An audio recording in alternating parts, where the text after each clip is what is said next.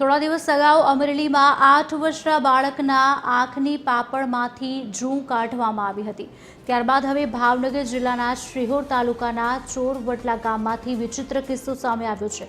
5 વર્ષના માસૂમ બાળકના કાનમાંથી એક બે નહીં પણ 15થી વધુ વંદા નીકળતા તબીબો ચોંકી ઉઠ્યા હતા।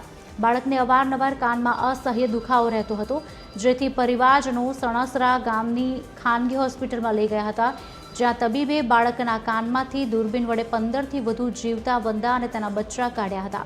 આ વિચિત્ર ઘટના જોઈને તબીબોને પણ નવાઈ લાગી હતી। ત્યારે આ અંગે શું કહી રહ્યા છે તબીબો તે પણ સાંભળી લઈશું।